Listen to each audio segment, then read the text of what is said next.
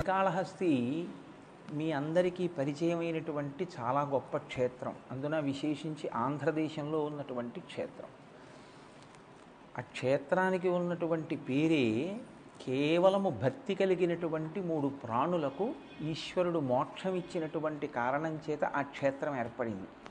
శ్రీకాళము హస్తి, శ్రీకాళహస్తి, సాలెపురుగు, పాము, ఏనుగు, ఈ 3 కూడా ఈశ్వరుణ్ణి అర్చించడానికి యోగ్యమైనటువంటి స్థితి కలిగిన ఉపాధులు ఉన్న ప్రాణులు కవు.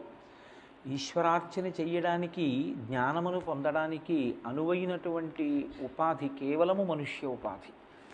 కానీ అటువంటి అవకాశం లేనటువంటి ఉపాధుల యందు ఉన్న విశేషమైనటువంటి భక్తి తత్పరతతో బతికాయి కాబట్టి, ఈశ్వరుడి కోసం మరణించాయి కాబట్టి, ఈశ్వర సేవ గురించి మరణించాయి కనుక ఈశ్వరుడు వాటికి మోక్షం ఇచ్చాడు. అందుకే శంకర భగవత్పాదులు శివానంద లహరి చేస్తూ ఒక శ్లోకం అంటారు. ఆయన నరత్వం దేవత్వం నగవన మృగత్వం మశకత పశుత్వం కీటత్వం భవతు విహగత్వాది జననం సదాత్వత్పాదాబ్జ స్మరణ పరమానంద లహరీ విహారాసక్తం చేద్రూదయమిహ కించేన వపుష అంటారు. నాకు ఉపాధి గురించి బెంగలేదు. ఏ ఉపాధి అయితే ఏమిటి? నరుడిగా ఉపాధిని పొంది ఈశ్వరుణ్ణి సేవించకుండా బ్రతికి మరణిస్తే దానివలన ఏమిటి కొత్తగా పొందిన ప్రయోజనం? నరుడిగా పుట్టి రాక్షసుడిగా జీవించి మరణించినటువంటి వాడికి నరుడిగా ఉపాధి పొందినటువంటి సౌభాగ్యం ఏమిటి? సాలెపురుగు, పాము, ఏనుగు చేసుకున్న తక్కువ ఏమిటి? ఒక పర్వతం భద్రాద్రి చేసుకున్న తక్కువ ఏమిటి? ఒక శేషాచలం చేసుకున్న తక్కువ ఏమిటి? ఒక సింహాచలం చేసుకున్న తక్కువ ఏమిటి? నరుడిగా పుట్టి ఒక్కనాడు దేవాలయానికి వెళ్ళని దానికి, ప్రదక్షిణ చెయ్యని దానికి, స్తోత్రం చెయ్యని దానికి, చేతులార ఈశ్వరుణ్ణి అర్చించని దానికి నరుడి యొక్క ఉపాధిని పొంది ప్రయోజనం ఏమిటి? శ్రీకాళహస్తి క్షేత్ర ప్రవేశం మనకి నరజన్మ యొక్క వైభవాన్ని నిజానికి జ్ఞాపకం చేస్తుంది. ఆ క్షేత్రం అనేక కోణములలో మహత్తరమైన క్షేత్రం. నేను ఈ మాట ఎందుకంటున్నానంటే, శ్రీకాళహస్తిలో అమ్మవారు అయ్యవారి పక్కన ఉండదు. అలాంటి క్షేత్రాలు 2 ఉన్నాయి. దక్షిణమున మోక్షపురి అయినటువంటి కాంచీపురంలో ఏ శివాలయంలోనూ కూడా ప్రకటనంగా అమ్మవారు పక్కన ఉండదు. ఎన్ని శివాలయాలున్నా అందరి యొక్క శక్తి అయినటువంటి అమ్మవారు ఒక్క కామాక్షి దేవాలయమే. శ్రీ మహావిష్ణువు వరదరాజస్వామి వారికి ఊరిరిగింపు జరిగినా కామాక్షి అమ్మవారి చుట్టూ తిరగవలసిందే. శివాలయంలో ఊరిరిగింపు జరిగినా కామాక్షి అమ్మవారికి ప్రదక్షిణం చేయవలసిందే. ఆఖరికి మహమ్మదీయులు పీర్లు ఊరేగించిన కాంచీపురంలో కామాక్షి అమ్మవారి గుడికి ప్రదక్షిణంగా వెళ్ళవలసిందే. అక్కడ కామాక్షి అమ్మవారి యొక్క శక్తి వైభవం అటువంటిది. దక్షిణ దేశం మొత్తం మీద ఉన్న ఏకైక మోక్షపురి కాంచీపురి. అంత గొప్ప క్షేత్రం. కాళహస్తి క్షేత్రంలో మళ్ళీ పరమశివుడి పక్కన అమ్మవారు ఉండదు. పరమశివుడు పశ్చిమానికి చూస్తే అమ్మవారు తూర్పు చూస్తుంది. తూర్పు వికసనమునకు గుర్తు. వికసనమును అంటే ఉదయము, ఉదయించడం, సూర్యోదయం. తిక్కన గారి విరాట పర్వంలో చాలా అద్భుతంగా వర్ణిస్తారు.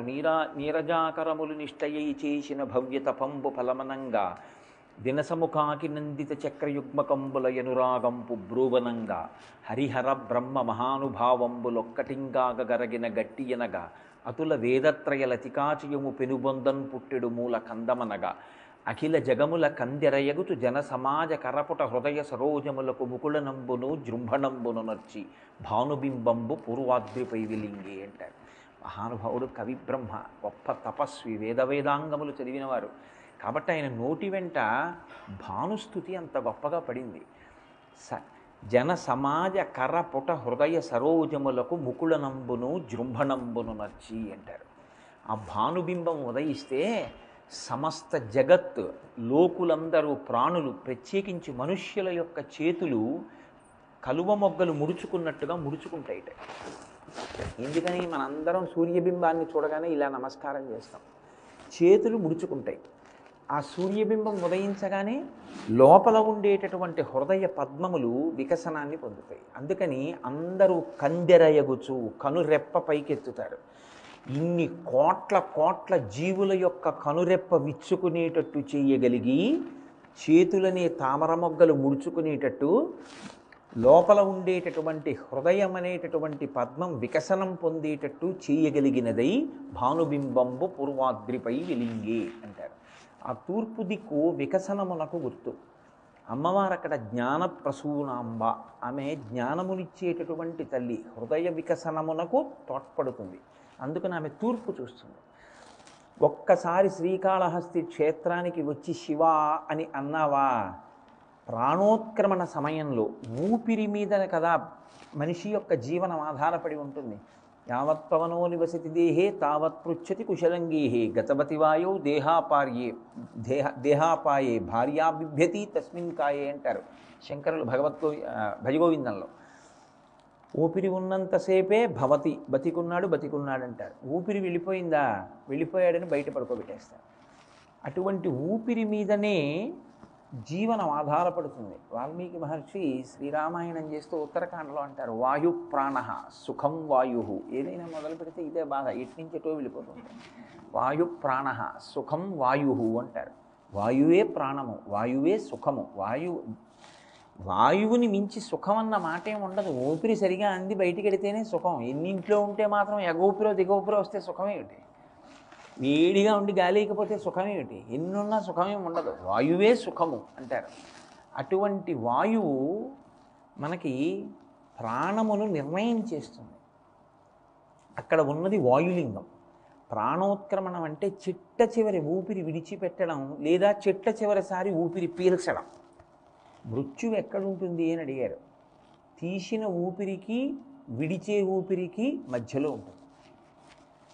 పీల్చాడు, వదలలేదు, ఏమైనట్టు? చచ్చిపోయాడు. వదిలాడు, పీల్చలేదు, ఏమైనట్టు? చనిపోయినట్టు. కాబట్టి భార్య కన్నా, బిడ్డల కన్నా, అందరికన్నా చాలా దగ్గరగా ఉండేది ఏదంటే ముక్కు చివరే కూర్చుని ఉంటుంది మృత్యువు. పీలిస్తే వదలకపోవచ్చు, వదిలితే పీల్చకపోవచ్చు, రెండిటి మధ్యలో మృత్యు ఉంటుంది. కాబట్టి ఆ ఊపిరి ఆధారం, ఆ ఊపిరి వాక్కుగా మారుతుంది. ఇది మీరు చాలా జాగ్రత్తగా జ్ఞాపకం పెట్టుకోవలసినటువంటి విషయం.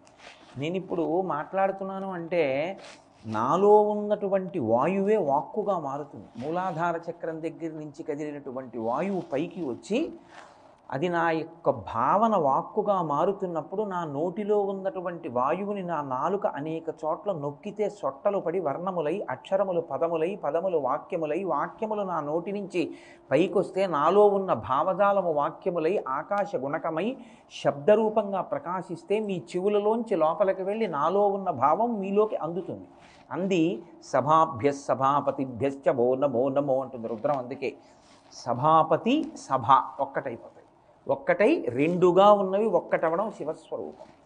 కాబట్టి చిట్ట చివర ఊపిరి విడిచిపెట్టేటప్పుడు నా అంత నేను చెప్పలేనటువంటి భగవన్నామం అప్పుడు జ్ఞాపకం రాదు. ఎందుకు రాదు అంటే బ్రతికియున్నన్నాళ్ళు నీ భజన తప్పను కాని మరణకాలమునందు మరతునేమో ఆ వేళ యమదూతల అగ్రహంబున వచ్చి ప్రాణముల్ పెకలించి పట్టునప్పుడు కపవాత పైత్యముల్ కప్పగా శ్రమచేత కంపముద్భవమంది కష్టపడుచు నారాయణాయంచు నా జిహ్వతో నిన్ను పిలుతునో శ్రమచేత పిలువలేను నాటికిపుడి నీ నామస్మరణ చేతు చివినిడవయ్య భూషణ వికాస శ్రీధర్మపుర నివాస తుష్ట సంహార నరసింహ దురిత దూర అంటాడు నరసింహ శతక కర్త. అప్పుడు అన్ని వేపుల నుంచి కపవాత పైత్యములు నొక్కేస్తుంటే నేను శివ నారాయణ అనగలను అనలేను. ఓపిక ఉండగా నారాయణ అంటాను. వీడు అన్నాడు అని జ్ఞాపకం పెట్టుకోవడానికి చెవి ఒగ్గి వినవయ్యా నారాయణ అంటారు. అంటే భక్తి కలిగిన హృదయాలు అలా మాట్లాడాయి. చిట్ట చివరి ఊపిరి నీయంత నీవు వాక్కుగా మార్చుకుని శివ అంటూ వెళ్ళిపోగలవో వెళ్ళిపోలేవో. కాబట్టి నేనే నీలో ఉన్న ఆఖరి ఊపిరిని వాక్కుగా మారుస్తాను. మార్చి శివ అని నీతో అనిపిస్తాను. అనిపించి చిట్ట చివర శివ అంటూ వెళ్ళిపోయాడు అన్న పుణ్యం నీ ఖాతాలో వేసి నిన్ను నాలో చేర్చుకుంటానని వాగ్దానం చేశాడు. అందుకని అది వాయులింగం. అందుకే ఇప్పటికీ అక్కడ ఉన్నటువంటి శివలింగం దీపమునందు మీరు దర్శనం చెయ్యాలి. దీపంలో వెలిగేటటువంటి ఆ జ్యోతి ఎప్పుడు కదులుతూ ఉంటుంది. గాలి వేస్తోందా లేదా అన్నది కాదు, అదే వాయులింగం అంటే. వాయులింగ దర్శనము అంటే మిమ్మల్ని శివలింగం చూడడం మంచిదే, కానీ దీపపు ప్రమిదలో కదులుతూ ఉంటుంది ఎప్పుడు ఒక దీపం. ఆ కదులుతున్న దీపాన్ని చూస్తే వాయులింగ దర్శనం చేసినట్టు. శ్రీకాళహస్తి శివలింగానికి ఒక ప్రఖ్యాతి ఉంది. నవగ్రహ కవచం కట్టుకుంటాడు అక్కడ ఉన్నటువంటి శివుడు. నవగ్రహ కవచం కట్టుకున్నాడంటే నవగ్రహములు ఆయనకు ఒక కవచం, ఆయనకు ఆభరణం అవి. అటువంటి నవగ్రహములు కూడా శివభక్తి కలిగినటువంటి వాడిని ఏమీ చెయ్యలేవు. ఎందుకంటే ఏదో ఫలితం ఇవ్వాలి కాబట్టి చాలా తక్కువ స్థాయిలో ఫలితం ఇచ్చి వెళ్ళిపోవాలి తప్ప శివానుగ్రహం కలిగిన వాణ్ణి, శివభక్తి తత్పరుడైన వాణ్ణి చెనకడం గ్రహాలకు కూడా సాధ్యం కాదు. నవగ్రహ కవచం కట్టుకుని ఉంటాడు. ఆయన్ని ముట్టుకుని అభిషేకం చెయ్యరు, ముట్టుకోకుండానే అభిషేకం. కాంచీపురంలో స్వామికి నీటితో అభిషేకం లేదు, పృథివీలింగం కనుక అక్కడ కేవలంగా పునుగు నూనెతోటే అభిషేకం. అలాగే శ్రీకాళహస్తిలో స్వామిని ముట్టుకుని అభిషేకం చేయరు, ముట్టుకోకుండానే అభిషేకం. పొరపాటున ఒకనకొకప్పుడు ఒక అర్చకుడి వేలు తగిలితే చిటికిన వేలు బంగారం అయింది అని. కాబట్టి శ్రీకాళహస్తి అంత ప్రఖ్యాతమైన క్షేత్రం.